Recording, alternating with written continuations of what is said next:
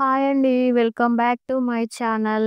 హాయిన్స్ ఎక్కడ కూడా బుగ్గలు రాకుండా నీట్ ఫినిషింగ్ ఇలా వీడియోలో చూపిస్తున్నట్టుగా రావాలంటే ఎలా కట్ చేయాలనో చూపిస్తాను చూడండి.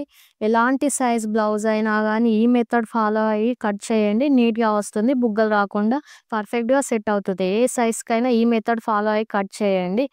ఫస్ట్ క్లాత్‌ని డబుల్ ఫోల్డ్ చేసేసుకొని కిందికి ఒక 1 ఇంచ్ మార్క్ వేసేసుకోండి. స్కేల్‌తో స్ట్రెయిట్ మార్క్ వేసేసుకొని మనం తీసుకున్న కొలత బ్లౌజ్‌ను సీదా సైడ్ పెట్టి పక్కలో ఎంత ఉంది, మీదికి ఎంత సైజ్ ఉంది అనేది మార్క్ వేసేసుకోండి.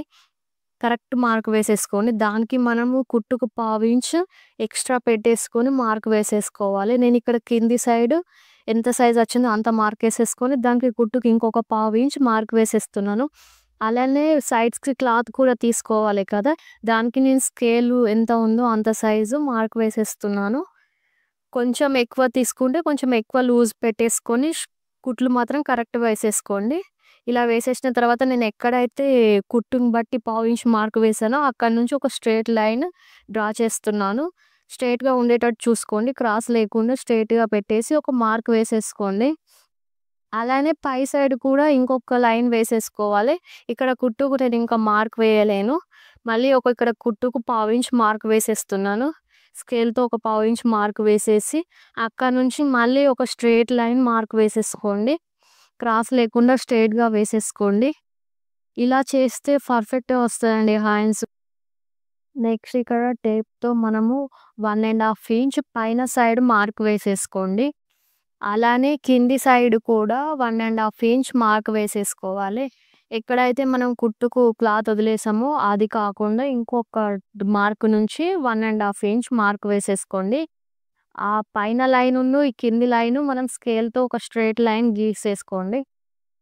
ఆ డాటుని ఈ డాట్ జాయిన్ చేసేసేయండి. మనకు హ్యాండ్ షేప్ రావాలంటే ఇదే మెయిన్ అండి. ఇక్కడనే మనకు కరెక్ట్‌గా తీసేసుకోవాలి. తర్వాత మనము ఏదైతే లైన్ మార్కేసామో దాని పైన నుంచి కొంచెం ఇట్లా హ్యాండ్స్ ఒక పావించ్ ఎక్స్‌ట్రా నుంచి హ్యాండ్స్ ఎలా షేప్ ఉంటుందో అలా ఒక కర్వ్ తీసుకోండి. కరెక్ట్‌గా వచ్చేలా తీసుకోండి. క్రాస్ చేయకండి. అలా కర్వ్ తీసుకుంటూ దీనిలో జాయిన్ చేయండి హ్యాండ్స్‌లో. నెక్స్ట్ ఇక్కడ మనము క్రాస్ లైన్ వేసాం కదా ఒకటి. అది ఎంత హైట్ ఉందనేది చూసుకోండి. ఫస్ట్ నేను పావించు వెడల్పు చూసాను. పావించు ఉన్నది. అలానే హైట్ ఎంతుందో చూసుకొని దానిలో హాఫ్ మార్క్ వేసేసుకోండి. మార్క్ వేసేసుకొని అక్కడ పైన మార్క్ నుంచి ఈ మిడిల్‌లో వేసిన మార్క్ జాయిన్ చేస్తూ కింద హ్యాండ్స్‌లో కలిపేసేయండి. ఇదే పైన మార్కేమో మనం హ్యాండ్స్ షేప్ ఎలా ఉంది, ఎలా వస్తుంది పర్ఫెక్ట్‌గా అని కట్ చేసాము. కింది మార్క్ ఏందంటే ఒక్కటే సైడ్ మనం కట్ చేయాలది. మనం లో కటింగ్ తీస్తాం కదా! లో కటింగ్ తీస్తే ఫ్రంట్ సైడ్ పర్ఫెక్ట్‌గా సెట్ అవుతుంది. లో కటింగ్ ఎప్పుడైనా ఫ్రంట్ సైడే వేయాలండి. బ్యాక్ వేయకండి. బ్యాక్‌వి ఒకటే షేప్ ఉంటుంది. అది కర్వ్ వస్తుంది అంతే.